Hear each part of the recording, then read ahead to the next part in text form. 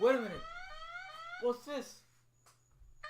A new channel? Oh my! Hey, I am Anime Joey here with the first video of this channel. If you're new to this channel, make sure to subscribe and hit that bell icon. I would really appreciate it. In this first episode, I'm gonna talk about Anohana, the flower we saw that day. This anime was really great to watch. It could get emotional if you really think about it. Starting with Jintan. Jintan was kind of a loner to begin the anime. And Jintan was actually thinking that Menma was sort of a stress hallucination, and I didn't really even think that Menma was actually spirit walking among living beings till Anaru came to Jintan's house asking Jintan to get back to school. You could see from Anaru's perspective, it was like, why do I feel my shoulder so heavy? And I was like, well, there's somebody right there. And like, Menma was there, but she wasn't really there. And that was one of the first signs that showed that Menma wasn't really a living, breathing human being. She was living, but she wasn't really living. Another one of the signs from the series I should have known in the first episode that, Menma was actually a spirit. Well, remember that scene where Menma sitting on Jintan's lap? He fell down and his dad was like, hey, did you catch a heat stroke or something? Didn't he see that Menma was sitting on Jintan's lap? Another one of the things was the fact that Jintan hadn't cooked for Menma. And then Menma was like, oh, why can't you cook for me? You're cooking for your dad, but not for me. Like, what gift? And the last thing that kind of confirmed it all was there was a flashback to when Jintan was younger. His dad was telling him that Menma had just recently passed away. So Menma appearing to be a little girl in the entire series. In a way, like, she grew up with the rest of the gang, with the rest of the other kids. It also kept the essence of who she was. She was still her innocent self in a way. It felt emotional that in the entire series, how the entire crew was just trying their best to even figure out, hey, is Menma even really here? Is Jintan trying to make this a joke? Is he hallucinating? It wasn't until Menma got her diary and she wrote on the diary saying, hey, I'm here, like, don't fight. And that was kind of the time that Menma confirmed that she was really there. Made them realize that she was really there.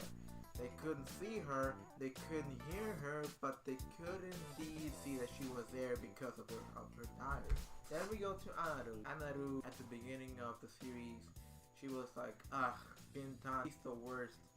Anaru looked like she didn't want anything to do with Jintan. And it was clear that the group had moved past their super peace buster days.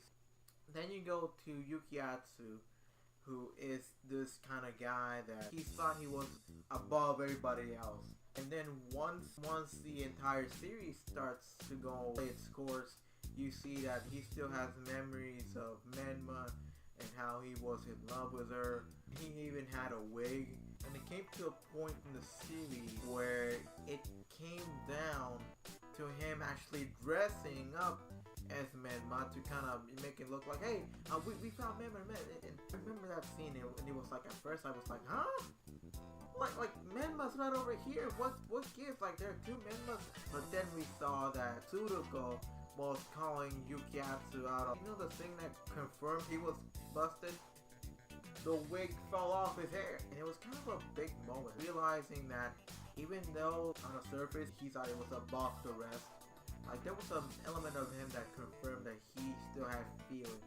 Tsuruko was the type of girl that thought that she was smarter than anybody else. There was this part where Anaru's hanging out with her friends from school, and Tsuruko was like, hey, you're hanging out with those boys. Again, the same case as everybody else.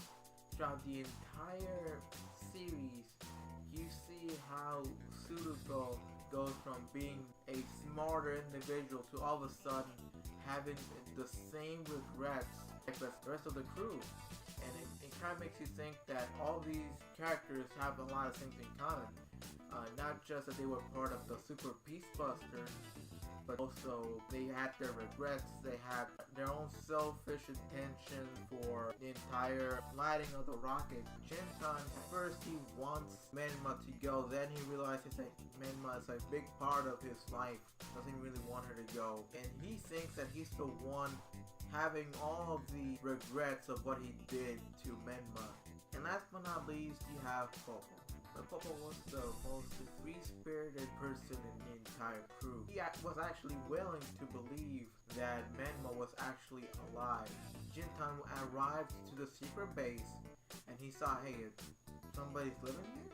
And then Popo arrives there. They talk about Menma and all of a sudden he believes in it in the entire story. And the one that actually turned on the most, if you think about it, like traveling to parts of the world. Popo decided to travel the world because he knew that he could have saved Menma from dying.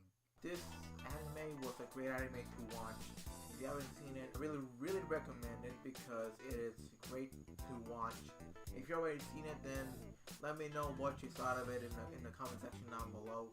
Thank you so much for watching. Subscribe and hit that bell icon. I will see you soon.